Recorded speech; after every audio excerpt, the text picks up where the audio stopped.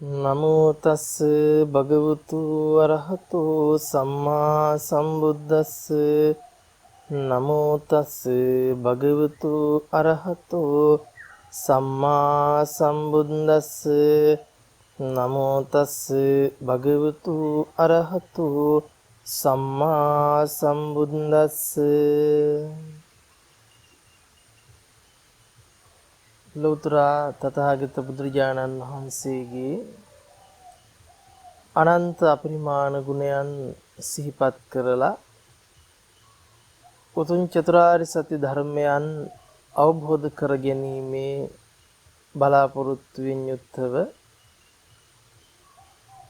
අපි සූදානම් වෙන්නේ ධර්ම කාරණා කිහිපයක් සිහිපත් කරගන්න. චතුරාර්ය සත්‍ය ධර්මය මූලික කරගෙනම අපි ධර්ම සාකච්ඡාව සිද්ධ කරන්නට බලාපොරොත්තු වෙනවා. චතුරාර්ය සත්‍ය කියලා කිව්වට පස්සේ අපේ ඔළුවට එකපාරටම මතක් වෙන්නේ දුක ගැන. දුක කිව්වට පස්සේ අපේ ජීවිතයට දැනෙන, අපි විඳවන ස්වභාවයක් ගැන අපිට සිහිපත් වෙලා එනවා. විශේෂයෙන්ම කිව්වොත් අපේ ජීවිත තුළ අපිට විවිධ අවස්ථාවලදී දක්නට ලැබෙන, අහන්න ලැබෙන ශෝක කිරීම, හඬා වැළපීම් ආදී දුක් ගැන අපිට සිහිපත් වෙනවා. හැබැයි අපි කල්පනා කරලා බලන්න වෙනවා මේ චතුරාර්ය සත්‍ය අවබෝධ කරනකොට දුක්ඛ ආර්ය සත්‍ය, දුක්ඛ සමුදය ආර්ය සත්‍ය, දුක්ඛ නිරෝධ ආර්ය සත්‍ය, දුක්ඛ නිරෝධ ගාමිනී පටිපදා ආර්ය සත්‍ය කියලා කිව්වට පස්සේ මේ චතුරාර්ය සත්‍ය හතර අවබෝධයට පත් වෙනකොට අපි එදිනදා ජීවිතේ අහන්න ලැබෙන, දකින්න ලැබෙන, අපිට මූලික වශයෙන් ඒ ජීවිතය තුල තේරෙන දුක් සහගත ස්වභාවයත් පරමාර්ථ වශයෙන්ම ධර්ම අවබෝධයේ පිණිස, නිවන් අවබෝධයේ පිණිස පෙන්වා වදාළ ඒ චතුරාර්ය සත්‍ය ධර්මයත් අතර පවතින වෙනස කුමක්ද කියන කාරණාව. මොකද අපි එදිනදා ජීවිතේ අහන, දකින, අත්දැකීමටපත් වෙන ඒ දුක පිළිබඳව, අපිට තේරෙන දැනෙන දුක පිළිබඳව ද මේ චතුරාර්ය සත්‍ය තුල පෙන්වා වදාළේ. එහෙම නැත්නම් අපි දන්න දුක සහ චතුරාර්ය සත්‍ය අවබෝධය කියන තැන වෙනසක් තියනවාද කියන එකයි. අපි මේ චතුරාර්ය සත්‍යයට කියන්නේ නුවණක් කියලා. දුක්ඛේ ඥානං, දුක්ඛ සමුදය ඥානං, දුක්ඛ නිරෝධේ ඥානං, දුක්ඛ නිරෝධ ගාමිනී පටිපදාය ඥානං. එතකොට මේක ඥාන මාර්ග හතරක් විදිහට තමයි ධර්මයේ සඳහන් වෙන්නේ. දුක පිළිබඳ ඥානය, දුක්ඛ සමුදය පිළිබඳ ඥානය, දුක්ඛ නිරෝධය පිළිබඳ ඥානය, දුක්ඛ නිරෝධ ගාමිනී පටිපදාව පිළිබඳ ඥානය. මේ දුක පිළිබඳ ඥානයත් අපි දන්න දුකත් අතර වෙනස මොකක්ද කියලා අපි වටහා ගන්න ඕන. දුක සමුදය පිළිබඳ ඥානයත් සාමාන්‍ය ලෝකයා අත්විඳින දුක පිළිබඳවත් වෙනස අපි වටහා ගන්න ඕන. දුක්ඛ නිරෝධයත්, නිරෝධගාමිනී පටිපදාවත් පිළිබඳව ඥානයත් ලෝකයා දකින දුකේ නිරෝධයත් කුමක්ද කියන කාරණාව අපි අවබෝධයටපත් වෙන්නට ඕන. දැන් අපි කල්පනා කරලා බැලුවොත් අපිට ධර්මයේ සඳහන් වෙනවා දුක අවබෝධ කරගන්නට යනවා කියලා කියන්නේ චතුරාර්ය සත්‍ය අවබෝධ කරගන්නට යනවා කියලා කියන්නේ ඒක ආර්ය අෂ්ටාංගික මාර්ගයේ විදිහට. සාමාන්‍ය ලෝකයා දුක තුරන් කරගන්නට දුක නැති කරගන්නට ක්‍රමයක් අනුගමනය කරනවා. දැන් අපි මෙහෙම හිතලා බලමුකෝ. අපිට එදිනදා ලැබෙන දුක් වශයෙන් අපි කල්පනා කරලා බැලුවොත් ජාතිපි දුක්ඛා, ජරාපි දුක්ඛා, ව්‍යාධිපි දුක්ඛෝ, මරණම්පි දුක්ඛං, ප්‍රියේහි විප්පයෝගෝ දුක්ඛෝ, අප්‍රියේහි සම්පයෝගෝ දුක්ඛෝ, යම්පි ඉච්ඡන් නලබති තම්පි දුක්ඛං සංකිත්තේන පංච උපාදානස්කන්ධා දුක්ඛාති. දැන් මේ දුක් ටික දිහාට අපි හැරිලා බැලුවට පස්සේ අපිට ධර්මයේ සඳහන් කරනවා ජාතිපි දුක්ඛා, ඉපදීමද දුකකි, ජරාපි දුක්ඛා, ජරාවට පත්වීමද දුකකි, ව්‍යාධිපි දුක්ඛෝ, ව්‍යාධියට පත්වීමද දුකකි, මරණම්පි දුක්ඛං, මරණයට පත්වීමද දුකකි, ප්‍රියේහි විප්පයෝගෝ දුක්ඛෝ, ප්‍රියයන්ගෙන් වෙන්වීමද දුකකි, අප්‍රියේහි සම්පයෝගෝ දුක්ඛෝ, අප්‍රිය ඇසුරට පත්වීමද දුකකි, යම්පි ඉච්ඡන් නලබති තම්පි දුක්ඛං, යමක් යම් ඉච්ඡාවක් යම් කැමැත්තක් තිබේද ඒ ආකාරයෙන් ඉෂ්ට නොවීමද දුකකි. සංකිත්තේන පංච උපාදානස්කන්ධා දුක්ඛාති. සංසිද්ධවම කිව්වොත් පංච උපාදානස්කන්ධයම දුකයි කියලා කියනවා. එතකොට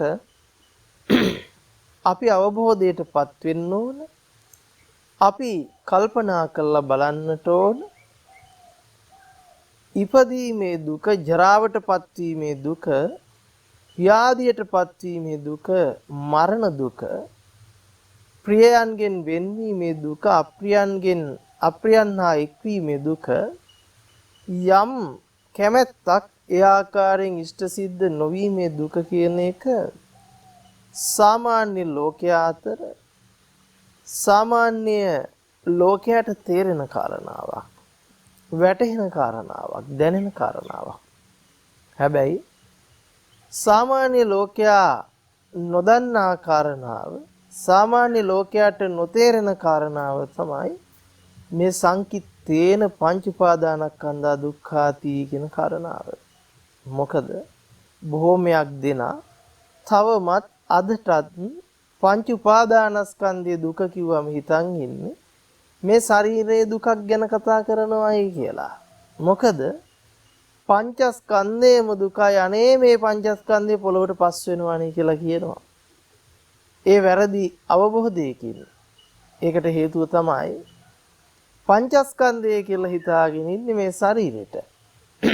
මේ කයට තමයි පංචස්කන්ධය කියලා හිතාගෙන ඉන්නේ.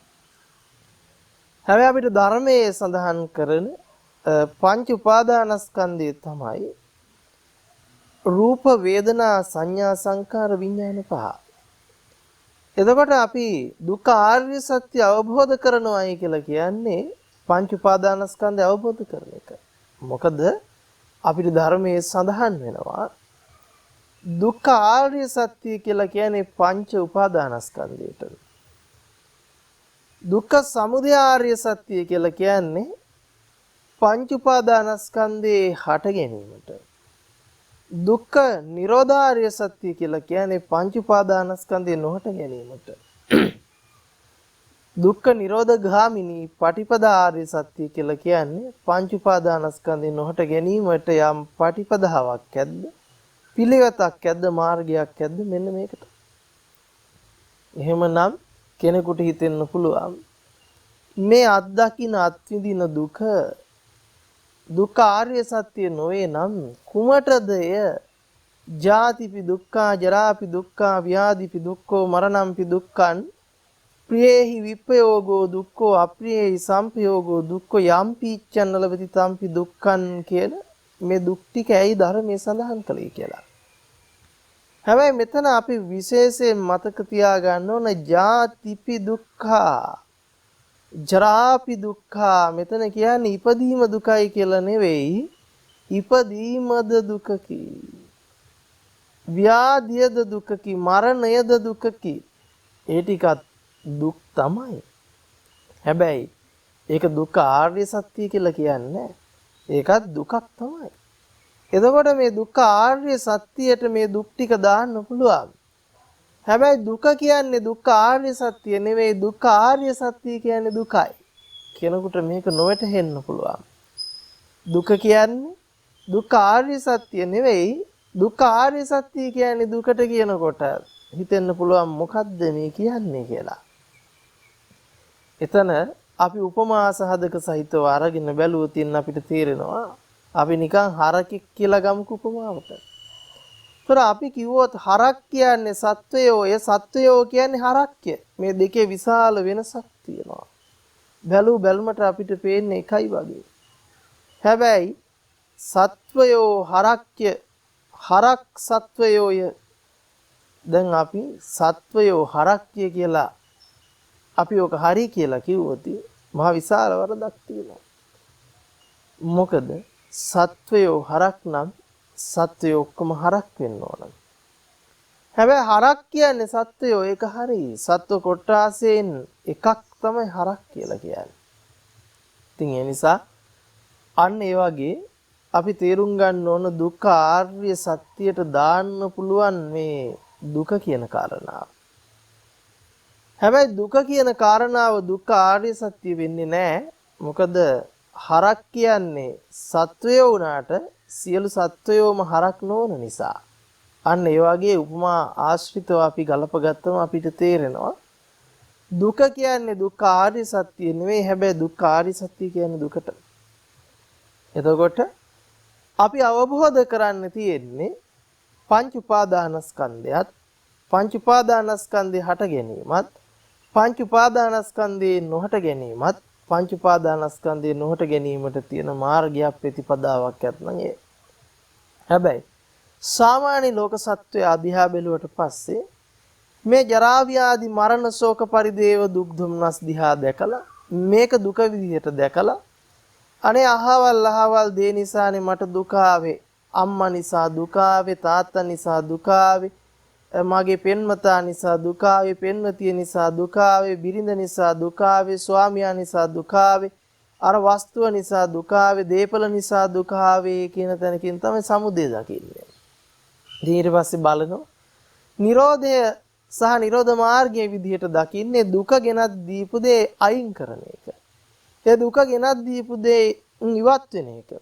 එහෙම නැත්නම් ඒ අම්මා නිසා දුක ආවා කියලා බලලා අම්මට පිළියම් කළා දුක නැති කරගන්න හදනවා. අම්මා මූලික කරගෙන. හැබැයි මේක තමයි ලෝකයා දුක නැති කරගන්න මාර්ගය විදිහට දකින්නේ. අපි හිතමු උපමාවක් අරගෙන Tamanට තියෙන යම් දීපල වස්තුවක්. එතකොට මේ දීපල වස්තුවට යම් හානියක් සිද්ධ වෙනවා. එතකොට දුකයි.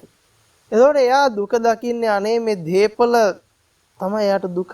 දීපලට හානියක් වීම තමයි දුකේ සමුදය. එයා දුකේ නිරෝධයේ විදිහට දකින්නේ දීපලට සිද්ධ වෙච්ච හානිය නැති කරගන්න. එහෙම නැත්නම් ඒ හානිය පියව ගත්තම එයා හිතනවා එතන තමයි දුක්ඛ නිරෝධය කියලා. එතකොට එයා දුක නිරෝධ කරන්න අනුගමනය කරන පිළිවෙත තමයි ඒ හානි පූර්ණය කරගන්නට අවශ්‍ය කටයුතු සම්පාදනය කරන එක. අවශ්‍ය කටයුතු යොදවන එක. ඔන්න ලෝකයා දකින දුක සහ දුක්ඛ නිරෝධය. මෙන්න මේ ක්‍රමවේදයට තමයි ලෝක සත්වයා නිතරම දුක නැති කරගන්න, දුක තුරන් කරගන්න ක්‍රමවේදය අනුගමනය කරන්නේ. ක්‍රමවේදයේ සොයන්නේ බලන්නේ. එතකොට ඔන්න අපිට තේරෙන කාරණාවක් තියෙනවා. ලෝකයා දුක නැති කරගන්න හදන්නේ ලෝකෙ පැත්තෙන්. හැබැයි දුක්ඛ ආර්ය සත්‍යයේදී මේක ඊට ගොඩාක් වෙනස්. දුක්ඛ ආර්ය සත්‍යයේදී දකින්නේ පංච උපාදානස්කන්ධය පිළිබඳ දුක. පංච උපාදානස්කන්ධයේ සමුදය දුකේ සමුදය විදිහට. පංච උපාදානස්කන්ධයේ නිරෝධය දුක්ඛ නිරෝධය විදිහට.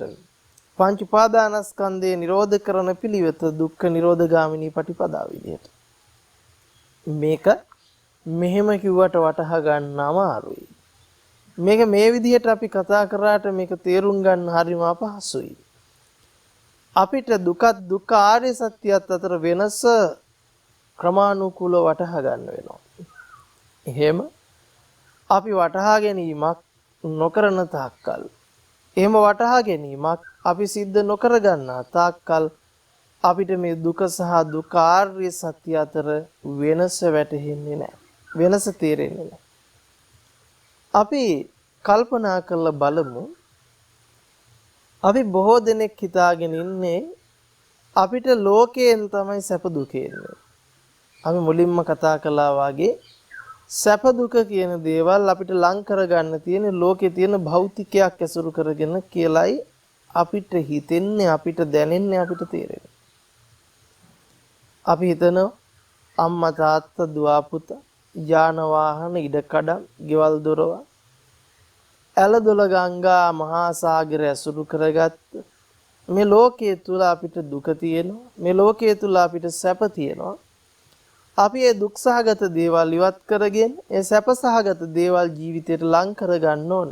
මේක තමයි ලෝකයාගේ දැක්ම. ලෝකයා මෙන්න මේ හිතන පරාසය තුල ඉඳලායි සියලු කටයුතු සිද්ධ කරන්නේ, සියලු තීරණ ගන්න. හැබැයි ඒ ලෝකයට තේරෙන්නේ නැහැ මේකේ තියෙන වරද මොකද්ද කියන එක. මේකේ තියෙන බරපතල දෘෂ්ටිවාදය මොකද්ද කියන එක වැටහෙන්නේ නැහැ. ඒ නිසා මුළු ජීවිතයම මෙන්න මේ බරපතල වූ වැරදි සහගත දෘෂ්ටිය තුල පිහිටලා ලෝකෙන් සැප දුක් සෙවීමේ වැඩපිළිවෙලක නිරත වෙනවා. දුක් සහගත දේවල් ඉවත් කරගනිමින් සැප සහගත දේවල් ජීවිතයට ලං කර ගැනීම. මේක තමයි ක්‍රමවේදය. හැබැයි මේ ක්‍රමවේදය තමන්ගේ ජීවිත කාලය තුලම ක්‍රියාත්මක කරමින් ඔහු සිටිනවා. ජීවිත කාලය පුරාවටම මේ ක්‍රමවේදය ක්‍රියාත්මක කරමින් ඉන්න අතරතුර මේකේ කෙරවලක් දකින්න බැරිව, මේකේ අවසානයක් දකින්න බැරුව මරණයට ලං වෙනවා. ඒ කියන්නේ හැමදාම දුක තුරන් කරගෙන සැප ජීවිතයට එකතු කරගන්න පිළිවෙතක මාර්ගයක නිරත වෙනවා. හැබැයි ඒ අවශ්‍යතාවය ඉෂ්ට සිද්ධ කරගෙන මරණයටපත් වෙන කිසිවෙක් නැහැ. මරණ මංචක මොහොත කොතන කොයි විදිහට කොයි මොහොතක සිද්ධ වෙයිද කියලා කියන්න පුළුවන් කමක් නැහැ. එතකොට මේ මරණය පෙනිපෙනි මරණය දැක දැකාම ඒ ක්‍රමවේදය අනුගමනය කරනවා. හැබැයි ඒ ක්‍රමවේදය අනුගමනය කරලා ලෝකෙන් සැපසොයන ක්‍රමවේදය අනුගමනය කරලා සැපේ පූර්ණයටපත් කරගත්ත කිසිවෙක් දකින්න හම්බ වෙන්නේ නැහැ. අපි කල්පනා කරලා බැලුවොත් අපේ බෝසතාණන් වහන්සේගේ චරිතය දිහාට හැරිලා බැලුවොතින් බෝසතාණන් වහන්සේ කියලා කියන්නේ සක්විති රජ පදවියේ උරුමකම් ලැබපු පංචකාම ආස්වාදයන් උපරිම ආකාරයෙන් වින්දනය කරපු ඒ පංචකාම ආස්වාදයන් උපරිම ආකාරයෙන් වින්දනය කරන්නට අවශ්‍ය කරන සියලු සැප සම්පත් ජීවිතයේ තිබුණු කෙනෙක්. එතකොට ඒ ආකාරයේ උපරිම සැප සම්පතක් භුක්ති විඳින්න, උපරිම සැප සම්පතක් ජීවිතයට ලං කරගන්න අවශ්‍ය කරන උවමනා කරන සියලු දේ පූර්ණ වෙලා තිබෙනවා. අද අපේ ජීවිත තුළ අපි කල්පනා කරලා බැලුවොත් අපේ ලෝකේ කවුරු කොතන ගත්තත් ඒ බෝසතාණන් වහන්සේ විඳපු තරම්, ඒ බෝසතාණන් වහන්සේට වින්දනය කරන්න ලැබුණු තරම් සැප සම්පතක් කිසිවෙක් භුක්ති විඳින්නේ නැහැ. කිසිවෙක් ඒ කිසිම සැප සම්පතක් ජීවිතේ ලං කරගෙන නැහැ. එතකොට එහෙව් ආකාරයක සැප සම්පතක් අද ජීවිතේ කාටවත් කොපමණ උත්සාහවන්ත වුණත් ලං කරගන්න පුළුවන් කමකුත් නැහැ. හැබැයි බෝසතාණන් වහන්සේ එපමණ පස්කම් සැපක් වින්දනය කරලා තීරුම් ගත්තා. මෙපමණ පංචකාමයක් භුක්ති විඳින මටත් පුළුවන් කමක් නැහැ. මේ ජරා මරණ දුක්ඛයෙන් නිදහස් වෙන්න. ජරා මරණ දුක්ඛයෙන් ගැලවෙන්න පුළුවන් කමක් නැහැ. ඒ නිසා මේ ජරා මරණ දුක කෙරවල කරන්න යම් මාවතක් ඇතනම් ඒ මාවත සොයාගත යුතුයි කියන අභිලාෂයෙන් යුක්තව කටයුතු කරලයි ඒ මාර්ගයේ ඒ ප්‍රතිපදාව උපදවගත්තේ. ඒ නිසා අද ලෝකේ කවුරු හරි හිතන් ඉන්නවා නම් අපිට මේ පස්කම් සැප මේ ලෝකේ තියෙන යමකින් ගෙනල්ලා දෙනවායි ඒ ලෝකේ තියෙන දේවල් අපි භුක්ති විඳලා පස්සේ ඒ පස්කම් සැපය අපිට ලං කර ගන්නට පුළුවන් කමක් තියෙයි කියලා. මේක තමයි ලෝකේ තියෙන මුලාව. මෙන්න මේ මුලාව අපි සිඳ ගන්න විදිහ තේරුම් ගන්නට ඕන. මේ මුලාව අපි අවබෝධ කර ගන්නට උවමනා කරනවා. මේ මුලාව අපි තේරුම් ගන්නට උවමනා කරනවා. අපි මෙහෙම කල්පනා කරලා බලමු. අපි කල්පනා කරලා බලන්නට උවමනයි. දැන් ලෝකයා නොඑක් භෞතික දේවල් ඇසුරු කරගෙන සැපේ සොයමින් වෙහෙසටපත් වෙනවා. සැපේ සොයමින් කාලය වැය කරනවා. සැපේ සොයමින් තමන්ගේ ජීවිතය කැප කරනවා. දැන් අපි කල්පනා කරලා බලමු තම තමන්ගේ දිහා බලලා සරලවම අපි හිතමු කෙස් ලොම් නියදත් සම්මස්නහර ඇට මිදුළු බඩ බොකුවැල් ආදී කොටගත් ශරීරය කියන තැනකින් අපි උපකල්පනය කරගෙන මේ කාරණාව සරලවම අපි අර්ථකථනය කරගන්නට බලමු. අපි ජීවිතේ තේරුම් ගන්නට උවමනා කරනවා අපේ ඇහැ කන නාසය දිව පිනවනවා කියනකොට අපේ ශරීරේ කෙස් ලොම් නියදත් සම්මස්නහර කියන ටික දන්නවද? අපි මේ ජීවිතේ පිනවන බව. අපි හිතලා බැලුවොත් උපමා සහිතව අපි හිතමු අපි යම් වින්දනයක් භුක්ති විඳිනවා. අපි යම් ආස්වාද ජනක ස්වභාවයක් ජීවිතේ භුක්ති විඳිනවා සැපයි සනීපයි සන්තෝසයි කියලා. එහෙම අපි ඒක භුක්ති විඳගෙන යනකොට අපි කල්පනා කරලා බලන්න ඕන අපේ කෙස් ගස් දන්නවද අපි දැන් සැපයක් විඳිනවා කියලා. නියපොතු ටික දන්නවද අපි සැපයක් විඳිනවා කියලා. දත් ටික දන්නවද අපි සැපයක් විඳිනවද කියලා. මේ ආදී වශයෙන් අපි ශරීරයේ කොටසක් පාසා අපි වෙන් කරගෙන බලනවා මේ ශරීරයේ තියෙන එකම කොටසක්වත් දන්නවද අපි යම් සැපයක් භුක්ති විඳින බව. අපි යම් වින්දනයක් ජීවිතයට එකතු කරගන්න බව. කවදාකවත් අපේ කෙස් ගස් ටික කියන්නේ නැහැ අනේ මම මේ සැපේ භුක්ති විඳා. අපේ නියපොතු ටික කියන්නේ නැහැ අනේ අපේ මේ සැපේ අපි භුක්ති විඳා. දත් ටික කවදාකවත් කියන්නේ නැහැ දිව කවදාකවත් කියන්නේ නැහැ අනේ මේ රසය මම භුක්ති විඳගත්තායේ කියලා දන්නේ හඳුනන්නේ නැහැ. එතකොට ඔන්න අපි තේරුම් ගන්න වෙනවා අපි හිතාගෙන හිටියට අපි මේ ශරීරය පිනවන්නට යනවා කියලා. මේ ශරීරයේ කිසිදු කොටසක් පිනවීම ගැන දන්නේ නැහැ. පිනවීමක් සිද්ධ කරපු බව දන්නේ නැහැ. ඒ විතරක් නෙවෙයි. ඒ කෙස් ලොම් නියදත් සම්මස්නහර විදිහට අපි වර්ගීකරණය කරගත්තට කෙස් බව දන්නේ නැහැ. ලොම් බව දන්නේ නැහැ. නිය බව දන්නේ නැහැ. දත් බව දන්නේ නැහැ. හම බව දන්නේ නැහැ. එතකොට ඔන්න අපි කල්පනා කරලා බලන්නට වෙනවා මේ ශරීරයේ කොටස් 32ක් විදිහට අපි වෙන් කරගෙන ශරීරයක් විදිහට අපි වෙන් කරගෙන මේවා නාම මාත්‍ර වශයෙන් නාමික කරගෙන අපි වර්ගීකරණයක් කරලා තියෙනවා. හැබැයි මේ අපි කරගත්ත වර්ගීකරණයේ දිහාට අපි හැරලා බැලුවොත් ඒ කෙස් වලට අපි වෙන මොනා හරි නමක් දාලා උනත් වර්ගීකරණය කරන්න පුළුවන්කම තියෙනවා. එතකොට අපි තේරුම් ගන්න වෙනවා අපි මේ භුක්ති විඳිනවා වින්දනයක් මේ ශරීරයෙන් කියලා කිව්වට අපි කල්පනා කළොත් ඒ දැන ගැනීම අපි සිද්ධ කරන්නේ හිත හරහාමයි සරලවම.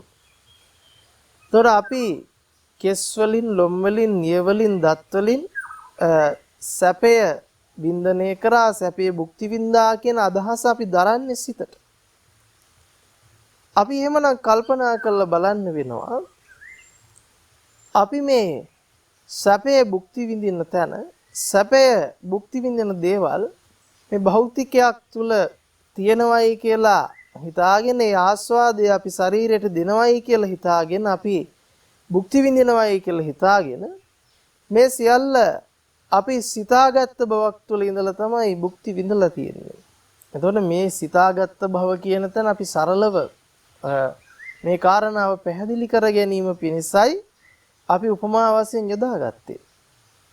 එතකොට අපි කල්පනා කරන්න වෙනවා අපි තේරුම් ගන්න වෙනවා අපි හිතලා බලමු උපමාවක් වශයෙන් අරගෙන පරිප්පු වල රහ කියලා. පරිප්පු වල රහ. එතකොට අපි පරිප්පු වල රහ කියලා කිව්වට පස්සේ අපි කල්පනා කරලා බලන්න ඕන පරිප්පු වල රහ මොන වගේද කියලා ඇහුවොත් අපිට කියන්න පුළුවන් කමක් නැහැ පරිප්පුවේ රහ මේ වගේ කියලා. අපි කියයි පරිප්පු රහයි. මොනවා රහයිද කියලා ඇහුවොත් පරිප්පු රහයි කියලා කියනවා. පරිප්පු සුවඳයි කියනවා. පරිප්පු වල සුවඳ මොන වගේද කියලා ඇහුවොත් පරිප්පු වල සුවඳ වගේ කියයි. එතකොට අපිට කියන්න පුළුවන්කම තියෙන්නේ පරිප්පු කියන නාමික වශයෙන් සුවඳයි රහයි කියලා විතරයි. අපි හිතමු දෙන්නෙක් එකතු වෙලා පරිප්පුවක් භුක්ති විඳිනවා. ඒතර මේ දෙන්නාට කතා කරගත්තොත් ඔයා විඳපු පරිප්පු වල රහ මොන වගේද මං විඳපු පරිප්පු වල රහ මේ වගේ කියලා කියා ගන්න පුළුවන් කමක් නැහැ. එතකොට අපි තේරුම් ගන්න වෙනවා තම තමන් මේ භුක්ති විඳලා තියෙන්නේ තම තමන්ගේම විඥානයේ පරාසය. තම තමන්ගේම හිතේ මට්ටම තමන් භුක්ති විඳලා තියෙනවා. එතකොට අපි කල්පනා කරන්න වෙනවා මේ සැප දුක කියන දේ අපිට හිතෙන්න පුළුවන් අනේ ලෝකේ යමක් තියෙනවා. ඒ තියෙන දේෙන් අපි සැප විඳිනවා. එහෙම නැත්නම් ලෝකේ තියෙන දේවල් වල සැප නැහැ. ඒ සැප දුක් අපි හිතෙන් හදාගෙන කෙනා හිතින් විඳිනවා කියලා. හැබැයි මේ ආකාර දෙකකටම එහා ගියපු කතාවක් තමයි අපිට දුක ආර්ය සත්‍ය අවබෝධ කරනකොට අවබෝධ කරගන්නට වෙන්නේ. දැන් අපි කල්පනා කරලා බලමු. කෙනෙකුට සැපසහගත දේ තව කෙනෙකුට දුකයි. අපි ලෝකෙ පැත්තෙන් කතා කරමු. කෙනෙකුට ප්‍රියමනාප දේ තව කෙනෙකුට අප්‍රියමනාප ස්වභාවයක් අරගෙන තියෙනවා. ඉතින් එහෙම බලනකොට අපිට හිතෙනවා අනේ ලෝකේ යමක් තිබුණු නිසා නේද ඒ දේ කෙනෙකුට ප්‍රිය වුනේ කෙනෙකුට අප්‍රිය වුනේ. කෙනෙකුට දුක ගෙනල්ලා දුන්නේ කෙනෙකුට සැප ගෙනල්ලා දුන්නේ. අපිට සරලවම ලෝකේ සැප දුක නැහැ කියලා අපේ හිතින් හදාගත්ත කියලා අපිට සැනසෙන්න පුළුවන්. හැබැයි එහෙම සැනසෙන මාර්ගයක් නෙවෙයි බුදුරජාණන් වහන්සේ පෙන්වන්නේ. අපි කෙනෙකුට හිතෙන්න පුළුවන් කෙනෙකුට දුක්සහගත දේ කෙනෙකුට සැපසහගත වෙනකොට කෙනෙකුට ප්‍රියමනාප දේ කෙනෙකුට අප්‍රියමනාප වෙනකොට අනේ ලෝකේ එහෙමනම් දුක නැහැ ලෝකේ එහෙමනම් සැප නැහැ ලෝකේ ප්‍රියමනාපකම් නැහැ ලෝකේ අප්‍රියමනාපකම් නැහැ මේ තියෙන අප්‍රියමනාපකම් මේ තියෙන සැප දුක් සියල්ල අපි හිතින් හදාගෙන භුක්ති විඳින දේවල් නේද කියලා කෙනෙක් සැනසීමටපත් වෙන්න පුළුවන්. ඒ නිසා මේ හිතින් හදාගන්න එක අපි නතර කරගන්න ඕන කියලා. හැබැයි අපි මෙහෙම හිතමුකෝ කල්පනා කළා. කවුරුත් බලෙන් දුක හදාගන්නවද? නැහැ. කවුරුත් බලෙන් අප්‍රියමනාපකම් හදාගන්නවද? ඒත් නැහැ. මොකද හැමෝම කැමති ප්‍රියමනාප විදිහට. හැමෝම කැමති සැපසහගත දෙයට. ප්‍රියමනාප දෙයට. ඒතොර අපි කල්පනා කරන්න ඕනේ. කවදාකවත් කෙනෙක් තමන්ගේ කැමැත්තෙන් තමන්ගේ උවමනාවකින් දුක හදාගන්නේ නැහැ. තමන්ගේ උවමනාවකින් අප්‍රියමනාපකම හදාගන්නේ නම් නෑ. එතකොට අපි තේරුම් ගන්න වෙනවා මේ අප්‍රියමනාපකමට හේතුවත් ප්‍රියමනාපකමට හේතුවත් සැපසහගත ස්වභාවයට හේතුවත් දුක්සහගත ස්වභාවයට හේතුවත් කෙනෙක් විසින් හදාගෙන නැති බව. මොකද කෙනෙක් විසින් හදාගෙන තියනවා කියන තැනට අපිපත් වුණොත් අපි යම් දෘෂ්ටියකට වැටෙනවා. මොකද නයිදං අත්ත කතම් බිම්බන් නයිදම් පර කතං අගම් හේතුම් පටිච්ච සම්භූතං හේතු භංගා නිරුජ්ජති. බුද්ධ දේශනාවට අනුව අපි කල්පනා කරලා බැලුවොතින් අපිට පෙන්වන්නේ මේක තමන් විසින් කරගන්න දෙයක්වත් නෙවෙයි. අනුන් විසින් කරවන දේකුත් නෙවෙයි. ඉබේ සිද්ධ වෙන දේකුත් නෙවෙයි. මේක හේතු ප්‍රත්‍යයෙන්ම සකස් වෙනවා. ඒ හේතු නැති වෙනකොට ඒ සකස් වීමක් සිද්ධ වෙන්නේ නැහැ කියන කාරණාව. එහෙනම් ඔන්න අපි තේරුම් ගන්න වෙනවා මේ දුක කියන කාරණාව, සැප කියන කාරණාව, එහෙම නැත්නම් අපි විඳිනවා කියන කාරණාව, අපි ජීවත් වෙනවා කියන එක මම විසින් කරගන්න එකක් නෙවෙයි. ඉබේ සිද්ධ වෙන එකක් නෙවෙයි. තව කෙනෙක් විසින් කරවන දෙයක්ුත් නෙවෙයි කියලා කියනවා. එහෙනම් ඔන්න අපි මෙන්න මේ ධර්ම කාරණාවට විරුද්ධව ගිහිල්ලා අපි හිතුවොත් දුක මම හිතින් හදාගෙන විඳවනවා, සැප මම හිතින් හදාගෙන විඳවනවා කියලා ඒක ගැලපෙන්නේ නැහැ. ඒක වැටෙනවා සක්කාය දිට්ඨියට. එහෙනම් ඔන්න අපි කල්පනා කරමු මේ දුක, සැප, උපේක්ෂා කියන තුන් වේදනාවන් කොයි විදිහටද සකස් වෙන්නේ? මේ වේදනාව ඉබේ සකස් වෙනවද? වෙන කෙනෙක් හදනවද? එහෙම නැත්නම් මේක දෙවියන් වහන්සේ සකස් කරලා දුන්නද? එහෙම නැත්නම් වෙන කවුරු හරි අපිට හදලා දුන්නද? හැබැයි අපි තේරුම් ගන්න වෙනවා ධර්මයට අනුකූලව නම් මේ දුක සමුදය වෙන්නේ. එහෙම නැත්නම් මේ විඳීම මං කරගන්නේ, මගේ කරගෙන තියෙන්නේ අවිද්‍යාව නිසාමයි. මේ අවිද්‍යාව මොකක්ද කියන කාරණාව තේරුම් ගන්නකම් අපිට දුකත් දුක්ඛාන සත්‍යයත් අතර පවතින වෙනස අවබෝධ කරගන්නට පුළුවන් කමක් නැහැ. මේ වෙනස අපි මනාකොට තේරුම් ගන්න ඕන. මනාකොට අපි මේ දුක සහ දුක්ඛාන සත්‍ය අතර තියෙන වෙනස තේරුම් ගන්න ඕන. දුක කියලා කියන්නේ ලෝක සත්වයා විඳවන දෙයක්. වින්දනය කරන දෙයක්. හැබැයි දුක්ඛ ආර්ය සත්‍ය කියලා කියන්නේ වින්දනය කරන දෙයක්, විඳවන දෙයක් නෙවෙයි. ඒක ඥානයක් නුවණක්. ඒක දුක පිළිබඳ අවබෝධ කරගන්න දෙයක්. දුක්ඛ සමුදය කොහොමද සිද්ධ වෙන්නේ කියලා කරගන්න අවබෝධයක්. දුක්ඛ නිරෝධය පිළිබඳ අවබෝධයක්. දුක්ඛ නිරෝධගාමිනී පටිපදාව පිළිබඳ අවබෝධයක්. අපි මෙහෙම කල්පනා කරමු. අපි හිතනවා ලෝකේ යම් රූපයක් තියෙනවා. ඒ රූපේ මගේ ඇහැට පේනවා. ඒ පේන රූපේ නිසා මට සැපේනවා. මට දුකේනවා. ලෝකේ යම් යම් ශබ්ද තියෙනවා. ඒ ශබ්දයන් මගේ කනට ශ්‍රවණය වෙනවා. ඒ ශබ්දයන් ඔස්සේ මට මිහිර එනවා, අමිහිර එනවා. ලෝකේ යම් යම් ගන්ධයන් තියෙනවා. ඒ ගන්ධයන් මට ආග්‍රහණය වෙනවා. ඒ ආග්‍රහණය වෙන ගන්ධයන් ඔස්සේ මට සැපේනවා, දුකේනවා. ලෝකේ යම් යම් රසයන් තියෙනවා. ඒ තියෙන රසයන් මට භුක්ති විඳින්න ලැබෙනවා. ඒ රසයන් සැපසහගතයි. ඒ සැපයන් දුක්සහගතයි. ලෝකේ යම් යම් ස්පර්ශයන් තියෙනවා. ඒ ස්පර්ශයන් මට වින්දනය කරන්න ලැබෙනවා. යම් ස්පර්ශයන් සැපසහගතයි, යම් ස්පර්ශයන් දුක්සහගතයි. එනිසා අපි වින්දනය කළ යුත්තේ ඇහැ කන නාසය දිව ශරීරය උපයෝගී කරගෙන සැපසහගත වින්දනයන්ය. එනිසා අපි මේ වින්දනයන් සොයාගෙන යා යුතුයි කියන අභිලාෂය තමයි ජීවිත තුළ තියෙන්නේ. එතකොට ඒ සැපසහගත වින්දනයන් භුක්ති විඳින්නයි තමන්ගේ ජීවිතේ කැප කරලා තියෙන්නේ. හැබැයි තියෙන අවබෝධය තමයි ඒ සැපසහගත වින්දනයන් ලෝකේ තියෙනවා. ඒවා මං විඳිනවා. එතකොට මෙන්න මේ වැරදි සහගත දෘෂ්ටිය තමයි ජීවිතය තුළ ක්‍රියාත්මක වීගෙන යන්නේ. හැබැයි මෙන්න මේක වැරද්දක් බව නොතේරෙනකම තමයි අපිට තියෙන අනවබෝධය. අපිට තියෙන ලොකුම බාධකය. එහෙම නැත්නම් අපිට තියෙන ලොකුම මෝඩකම.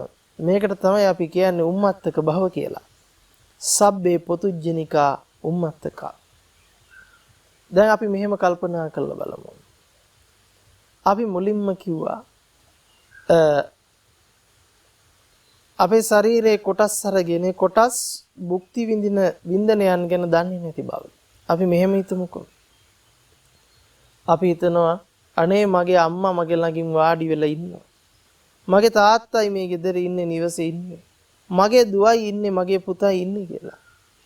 හැබැයි අපි කල්පනා කළොත් තමන්ගේ තියෙන රෝම කූපයක්වත් කතා කරලා කියන්නේ නැහැ.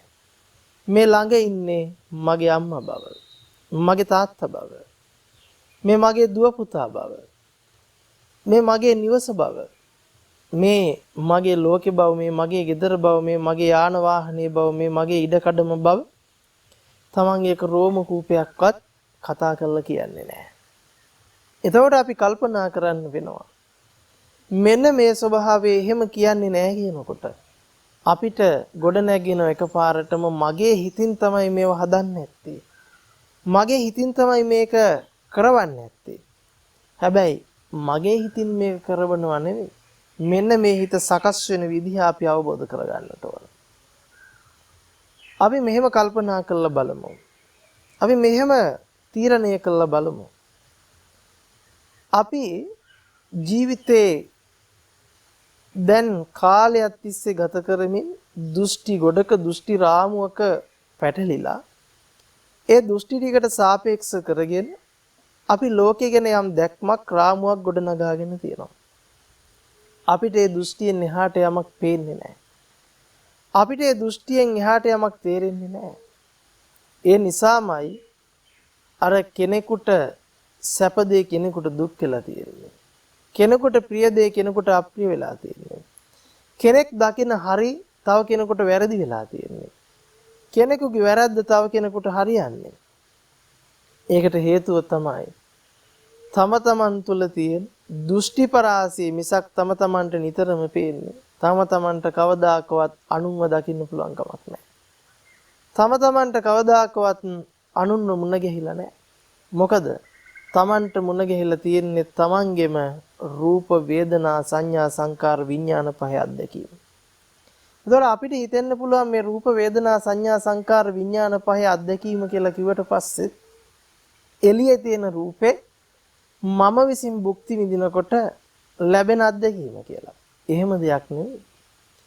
ඇත්තටම අපි පේනවා කියන තැන ක්‍රියාත්මක වෙන, ඇහෙනවා කියන තැන ක්‍රියාත්මක වෙන, දැනෙනවා කියන තැන ක්‍රියාත්මක වෙන, දැනගන්නවා කියන තැන ක්‍රියාත්මක වෙන රූප වේදනා සංඥා සංකාර විඥාන කියන මේ පංච උපාදානස්කන්ධයේ අත්දැකීම තමයි අපි පුජ්‍යල වශයෙන් අරගෙන තියෙන්නේ. සත්වයක් වශයෙන් අරගෙන තියෙන්නේ. මේක අපි තේරුම් ගන්න බලමු.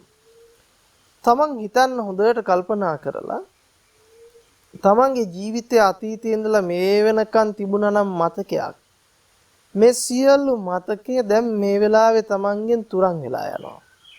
කිසිම මතකයක් තමන්ගේ ජීවිතේ නැහැ. සියලු මතකයන් තමන්ට අහිමි වෙනවා. කිසිම මතකයක් දැන් තමන්ට තමන්ගේ ජීවිතේ නැති වුණා කියලා උපකල්පනය කරගන්න. දැන් කිසිම මතකයක් තමන්ගේ ජීවිතය තුළ තමන්ට නැති වෙලා ගියාට පස්සේ අපි හිතමු දැන් තමන් දන්නේ නැහැ මම මෙහෙම කෙනෙක් කියලා. මම මෙහෙම දේවල් දන්නවාය. මම මෙහෙම දේවල් ඉගෙන ගත්තාය. මං ඉන්නේ මෙහෙම ලෝකික කියලා තමන්ට අත්දැකීමක් නැහැ. පේන ඇහෙන දැනෙන දැනගන්න ටික පේනවා ඇහෙනවා දැනෙනවා දැනගන්නවා කියලා දන්නේ නැහැ. අපි උපමා කරලා තේරුම් ගමු. පේනවා කියලා යම් දැනගැනීමක් ඔන්න සිද්ධ වෙනවා. මොකද අපිට කතා කරන්න බෑනේ වචන නැතුව. ඇහෙනවා කියන තැන යම් දැනගැනීමක් තියෙනවා. හැබැයි මේ වෙලාවේ දැනගන්න දැනගැනීම අතීතයක ඉඳලා එන්නේ නැහැ. මේ වෙලාවේ දැනගන්න දැනගැනීම අනාගතයට යන්නේ නැහැ. ඔබ කල්පනා කරන්න ඔන්න ඔබේ අතීතය සම්පූර්ණයෙන් අමතකයි. මේ වෙලාවේ යම් දැනගැනීමක් සිද්ධ වෙනවා. අපි ඒකට කියමු පේනවා කියලා අපි කියනවා. ඇහෙනවා කියලා කියනවා. දැනෙනවා කියලා කියනවා. දැනගන්නවා කියලා අපි කියනවා. එතකොට පේනවා කියන තැන, ඇහෙනවා කියන තැන, දැනෙනවා කියන තැන, දැනගන්නවා කියන තැන සිද්ධ වෙන්නේ කොහොමද කියලා අපි තේරුම් ගමු. හැබැයි අපි දැනට හිතාගෙන ඉන්නේ මේක මට පේනවා. මට ඇහෙනවා. මට දැනෙනවා. මම දැනගන්නවා. ඕක තමයි දෘෂ්ටිය. හැබැයි අතීත ඔක්කොම මතකේ අපි අමතක කරලා මේ වෙලාවේ පේනවයි කියන කාරණාවට වර්තමානයේ ඇවිල්ලා බැලුවොත් ඒ වර්තමානයේ පේනවා කියන එක අතීතයට අයිතියක් නැහැ. ඒක අනාගතයට යන එකකුත් නෙවෙයි. මේ මොහොතක් කියලා අපි පනව ගන්න හැදුවට මේ මොහොත නිට්ටය වශයෙන් පවතින දෙයක් නෙවෙයි. මොහොතක් කියලා කියන්නත් කලින් මේ මොහොත පිළිබඳව අපි ඊළඟ මොහොතට ගිහිල්ලා තියෙනවා. අපි ඊළඟ මොහොත කියලා කියනකොට අතීතයක් ගැන අපිට තියෙන මතකයක් විතරයි. හැබැයි අතීතයේ නිට්ටයයි නම් අපිට අතීතයට යන්න පුළුවන්කම තියෙනවා. අපි මෙහෙම කල්පනා කරලා බලමුකෝ. මේ මොහොතක් පාසා කියලා අපි කියනකොට අපිට වෙන වචනයක් නැති නිසා තමයි අපි මොහොතක් පාසා කියලා මේක තේරුම් ගැනීමේ පහසුවට කතා කරන්නේ. හැබැයි ඒ මොහොතත් අපිට මැකි ගියොත් අපිට අතීතයක් පිළිබඳ කතා කරන්න දෙයක් ඉතිරි වෙන්නේ මේ අපි දැන් විඳින මොහොත ඒ වෙලාවෙ මැකුණොත් අපිට අතීතයක් නැහැ. එතකොට අපිට වර්තමානයේ කියලා මඤ්ඤණා කරගන්න දෙයක්වත් ඇත්තේ නැහැ. අපි තේරුම් ගමු මේ වර්තමානයේ සිද්ධ වෙන රූප වේදනා සංඥා සංකාර විඥාන පහේ අත්දැකීම කොයි විදිහටද ක්‍රියාත්මක වෙන්නේ කියන එක. දැන් අපි හිතමු අපිට හිතෙන්නේම තියෙන රූපේ මම බලනවා කියලා. තියෙන රූපේ මම බලනවා කියලා.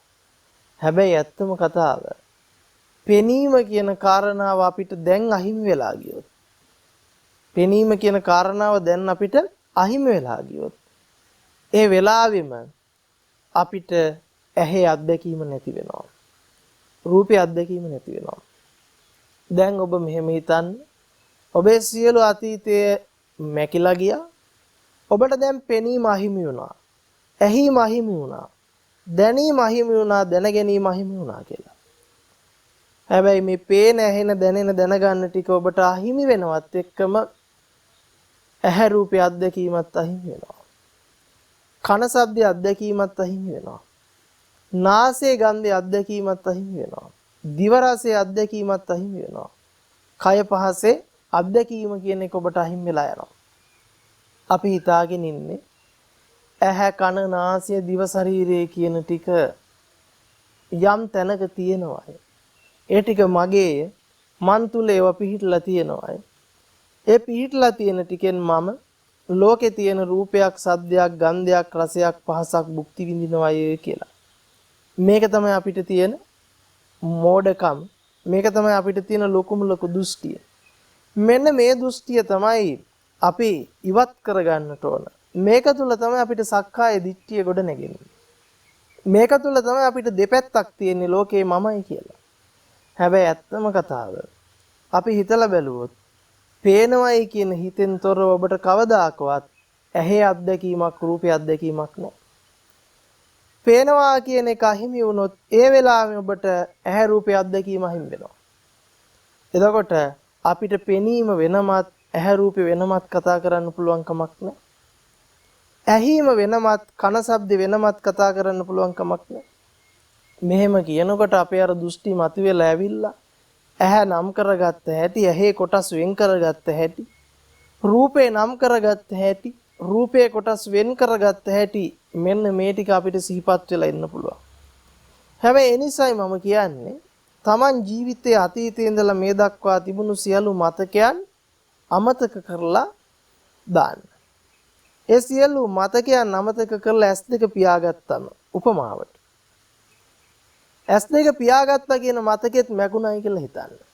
දැන් අපිට කවදාකවත් ඇහැ තිබුණු බවට, රූපේ තිබුණු බවට කිසිම මතකයක් නැහැ. රූපේ පිළිබඳව හෝ ඇහැ පිළිබඳ කිසිම අත්දැකීමක් නැහැ. මේ වෙලාවේ අපි පියාගත් S2 ඇරලා බැලුවොත් ඔන්න අපිට පෙනීම සිද්ධ වුණා. ඒ පෙනීම හා සමගම තමයි අපිට ඇහි අත්දැකීම ලැබුණේ, රූපේ අත්දැකීම ලැබුණේ. ඒ නිසා අපි තේරුම් ගන්න වෙනවා පෙනීමෙන් තොරව අපිට ඇහැ ගැන කතා කරන්න බෑ, රූපේ ගැන කතා කරන්න බෑ. ඒ වගේම තමයි ඇහැ රූපෙන් තොරව පෙනීමක් ගැන කතා කරන්න බෑ. මේකට අපි නිතරම ගන්න උපමාව තමයි අප්පුඩි හඬේ උපමාව. දැන් අපි කල්පනා කරලා බැලුවොත් මෙහෙම අපි අප්පුඩියක් ගහනවා. එතකොට ඒ හඬ ඇහුණා. අපි කාටවත් කියන්න බෑ ඇහිච්ච හඬ අතීතේ ඉඳලා ආපු එකක් කියලා. කොහෙවත් තිබිලා අතීතයක තිබිලා ඒක ආවේ නැහැ. ඒ ඇහිච්ච හඬ අනාගතයට යන්නේ නැහැ. එහෙනම් අතීතයෙන් ආපු නැති අනාගතයට යන්නේ නැති මෙන්න මේ ඇහිම අපිට කියන්න වෙන්නේ ස්පර්ශ ප්‍රත්‍යයෙන් හටගත්තා. අපි හිතාගෙන ඉන්නවා දකුණු අතයි වම් අතයි ස්පර්ශ කරලා මේ හඬ එළියට ආවා කියලා. හැබැයි ඒක දකුණු අත ඇතුළේ නොතිබිච්ච වම් අත ඇතුළේ නොතිබිච්ච දෙයක් ස්පර්ශය නිසා සිද්ධ වුණා. හැබැයි ඒකත් අපි උපමා කරගන්නකොට අපි යන්නේ ගොඩක් වෙලාවට තිබුණු දකුණු අතත් තිබුණු වම් අතත් ස්පර්ශ කරලා මොකක් කරාද? ඇහිම සිද්ධ කරා කියන තැනකට අපි එනවා. දකුණු අතත් තිබුණා වම් අතත් තිබුණා තිබුණු දකුණු අතයි තිබුණු වම් අතයි එකතු කරපු නිසා ඇහුණා. අන්න ඒ වගේ තමයි අපි ජීවිතයේ අත්දැකීමට ඇවිල්ලා තියෙන්නේ. තිබුණු ඇහැක් තිබුණා තිබුණු රූපයක් තියෙනවා. ඒ තිබුණු ඇහැයි තිබුණු රූපය ස්පර්ශ කරලා පෙනීම සිද්ධ කරගත්තා. මෙතනට තමයි අපි ඇවිල්ලා තියෙන්නේ. හැබැයි මේකේ ඊට එහා ගියපු තැනකින් දකින්න ඕන. තිබුණු ඇහැ තිබුණු රූපي ස්පර්ශ කරලා පෙනුණයි කියන තැනකට අපි එනවා. ඒ වගේම තිබුණු දකුණු අත තිබුණු වම් අත ස්පර්ශ කරලා සද්දේ එළියට ආවයි කියන තැනකට අපි එනවා. හැබැයි ඔබ මේ වෙලාවේ උපමාව ඔබ කරගන්න. ඔබ හිතන්න ඒ ඇහුණු හඬ තමයි මම කියලා. ඔබ උපකල්පනය කරගන්න. ඒ ඇහුණු හඬ තමයි මම. එතකොට ඔබ හොඳට කල්පනා කරලා බලන්න. ඔබ අතීතේ ඉඳලා ආවේ නැහැ. මොකද මං ඇහුණු හඬ මම කියලා කියන්න හේතුව පෙනෙන, ඇහෙන, දැනෙන, දැනගන්න ටික තමයි ඔබ කරගෙන තියෙන්නේ.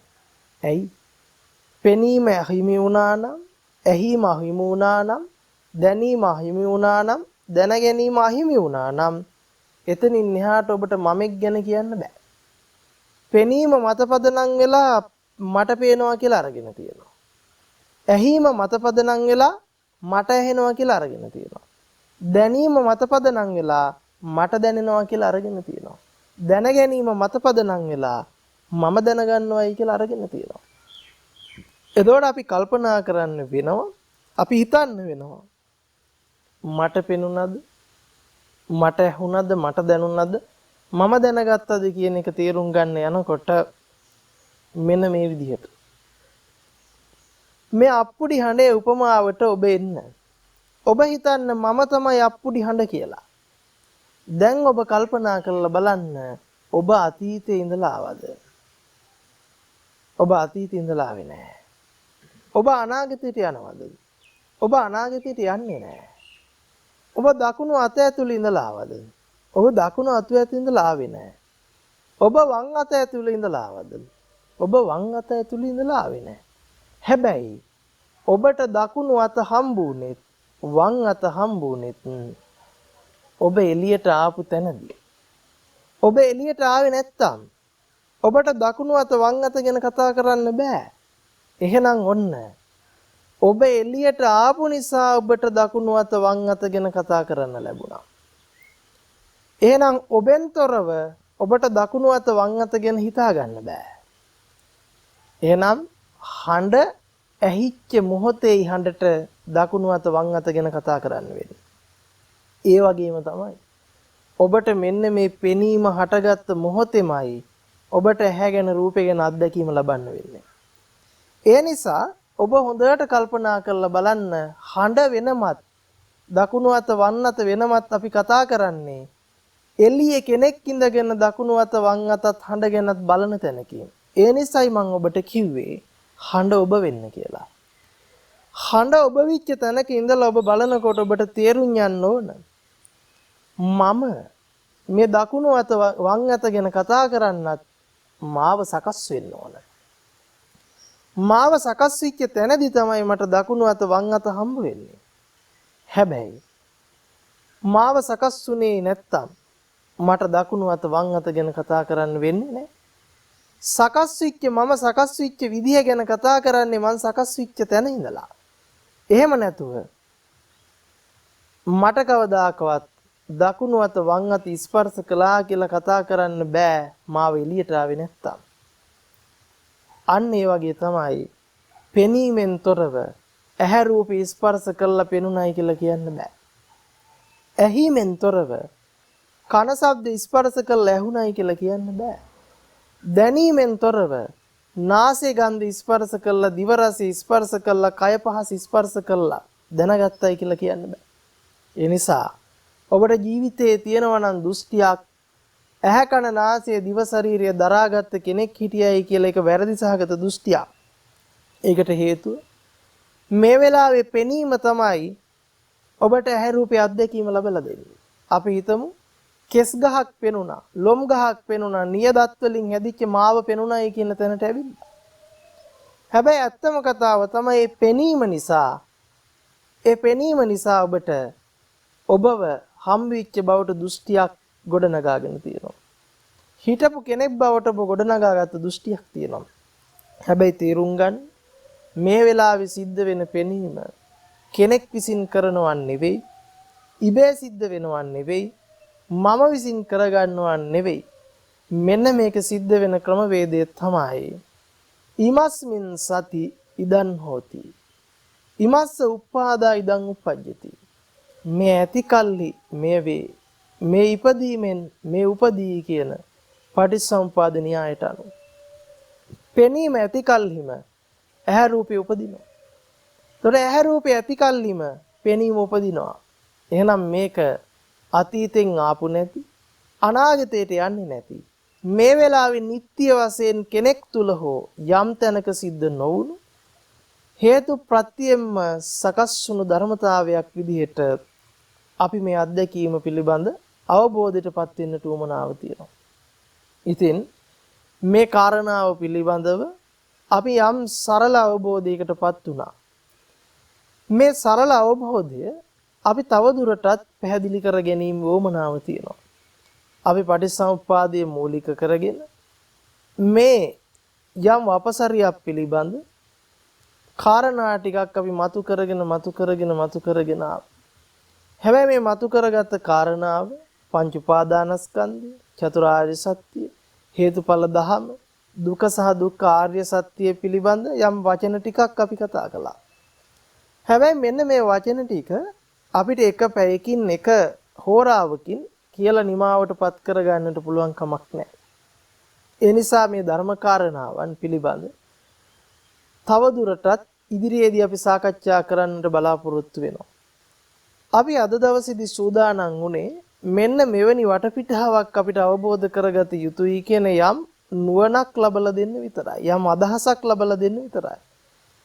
අපි ඉදිරි දේශනා තුළින් බලාපොරොත්තු වෙනවා දුක දුක්ඛ ආර්ය සත්‍යයත් අතර වෙනස මනාකොට පැහැදිලි කරගන්න, චතුරාර්ය සත්‍ය පිළිබඳව මනාකොට අවබෝධ කරගන්නත්, මේ හේතුඵල න්‍යාය කියන්නේ මොකද්ද, පටිච්චසමුප්පාද න්‍යාය කියන්නේ මොකද්ද කියන කාරණාවන් දීර්ඝ වශයෙන් සාකච්ඡා කරලා අවබෝධයටපත් වෙන්නත්. ඉතින් අද දවසේදී අපි මේ මූලිකම දේශනාව තුළින් බලාපොරොත්තු වෙන්නේ චතුරාර්ය සත්‍ය ධර්මයේ කියලා කියන්නේ අපි හිතනවට වඩා එහා පරාසයකින් දකින්න ඕන බව තේරුම් කරලා දෙන්න. ලෝකයා හිතාගෙන ඉන්නවා නම් තියෙන තැනකින් තියෙන ලෝකෙක ඉඳලා කෙනෙක් යමක් භුක්ති විඳිනවායි කියන දෘෂ්ටිය निराකරණය කරගෙන පටිච්චසමුප්පාද ධම අවබෝධ කරගත යුතුයි කියන අවබෝධය යම් සරල වශයෙන් අදහසක් ලබලා දීමටයි මේ පළවෙනි මූලික දේශනාවේ අරමුණ උනේ. ඉතින් ඒ නිසා මේ දේශනාව ශ්‍රවණය කරගෙන ඔබට යම් ප්‍රශ්නයක් ගැටලුවක් තියෙනවා නම් ඒ සියලු ප්‍රශ්න ගැටලු මීළඟට අපි සිද්ධ කරන දේශනා තුළින් ඉදිරියට සාකච්ඡා සිද්ධ වෙන බව මතක් කරනවා, සිහිපත් කරනවා. ඉතින් මනාකොට පුළුල්ව අපිට දුක සහ දුක්ඛ ආර්ය සත්‍ය අතර වෙනසත්, පටිච්චසමුප්පාද න්‍යායත්, හේතුඵල ධමයක් පිළිබඳ විග්‍රහයන් සිද්ධ කර ගනිමින් චතුරාර්ය සත්‍ය ධර්මය අවබෝධයේ පිණිසම මේ දේශනාවන් ශ්‍රවණය කරගන්නට ඉදිරියේදී අවස්ථාව ඉද ප්‍රස්තාව සලසා දෙනවා කියන කාරණාව මතක් කරමින් අද දවසේදී දේශනාව නිමාවටපත් කරනවා. මේ දේශනාව තුළින් ජනිත වන්නට යෙදුනා වූ පුණ්‍ය කුසල වාසනාවන් තම තමන් නමින් මිය පරලොව යන්නට යෙදුනා වූ යම් තාක් ඥාති පිරිසක් ඇතනම් මේ ඥාති සමූහයා පින් අනුමෝදන් කරගනිත්වා සතුටෙන් අනුමෝදන් වෙත්වා කියලා ප්‍රාර්ථනා කරනවා. ඒ වගේම ඔබ හැමතෙම ධර්ම අවබෝධයේ පිණසම හේතු ඵල දහම අවබෝධයට පත්වීම පිණසම හේතු පාරමිතාවක් බවටම පත්වෙත්වා ප්‍රඥා පෞරබ් බවටම පත්වෙත්වා කියලා ප්‍රාර්ථනා කරනවා. හැමදිනාටම තිරුවන් සරණයි. අභිවාදන සීලිස්ස නිච්ඡං වද්ධාපචායිනෝ චත්තාරෝ ධම්මා වඩ්ඩಂತಿ ආයුවන්නෝ සුඛම් බලම් ආයුරාෝග්‍ය සම්පatti සග්ග සම්පatti මේ වෙච අතෝ නිබ්බාන සම්පatti ඉමිනාතේ සමිජ්ජතු.